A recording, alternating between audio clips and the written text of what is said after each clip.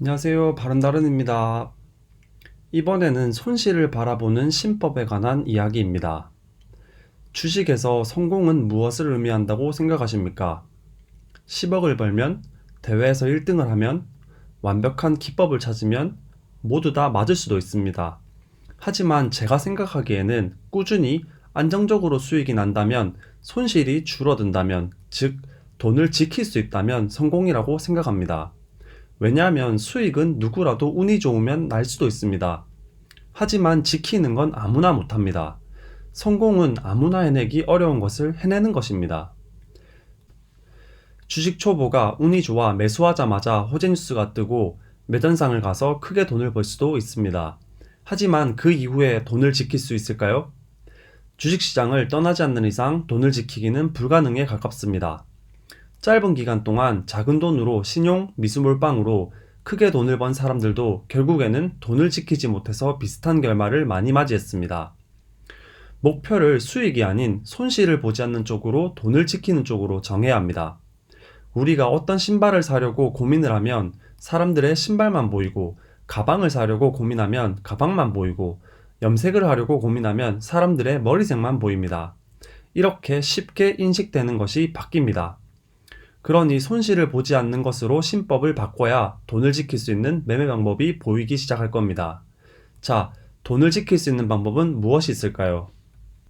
첫 번째로는 매수를 하지 않는 방법이 있습니다. 주식은 매수 자체가 리스크입니다. 매수하면 손실을 볼 확률이 있기 때문에 주식하는 데 있어서 중요한 것은 리스크를 줄이는 것입니다. 매수하는 것에도 해당하는 말입니다. 매수를 줄여야 합니다. 매수 자체가 리스크이니까. 두 번째로는 시장을 제대로 보는 것입니다. 분명히 내가 잘하는 매매 방법이 좋아하는 시장이 있을 겁니다. 내가 매매를 하기에 좋은 시장인지 아닌지 이것만 알고 있어도 돈을 지킬 수 있습니다. 돈을 지키는 것이 성공이라고 말씀드렸듯이 내가 매매하기에 좋은 시장인지 아닌지 구분만 해도 성공에 다가가고 있는 것입니다. 세 번째로는 욕심을 버리는 것입니다. 매매하면서 가장 큰 적이 뭐라고 생각하시나요? 큰 물량을 시장가로 던지는 사람들, 험해수로 사람들을 매수하게끔 유도하는 사람들, 물론 적이 맞습니다. 하지만 가장 큰 적은 바로 내 자신이 만들어내는 욕심입니다. 욕심으로 가득 차면 어디까지 무너질 수 있는지, 얼마나 멍청한 선택을 할 수 있는지 대부분의 사람들이 경험을 해보셨을 겁니다. 99%와 1%의 차이는 정말로 욕심을 버릴 수 있는가 없는가 차이에 있다고 해도 과언이 아닙니다. 수익은 그저 내가 잘하고 있다고 말해주는 것 정도로 받아들이세요.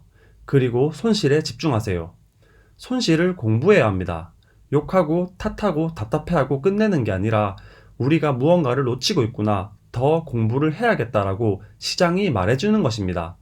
매수하면 안 되는 자리를 알려주는 것입니다. 누군가 나에게 큰 수익을 내줄 수 있는 기법을 알려줬다고 해서 성공한 게 아닙니다. 그 기법이 아주 훌륭한 칼이라고 예를 들어 보겠습니다. 그 훌륭한 칼을 들고 전쟁에 나가면 자신이 모두를 이길 수 있는 영웅이 될 거라고 생각합니다. 하지만 전쟁은 훌륭한 칼 하나로 모두를 이길 수가 없습니다. 또 내 자신을 지켜낼 수도 없습니다.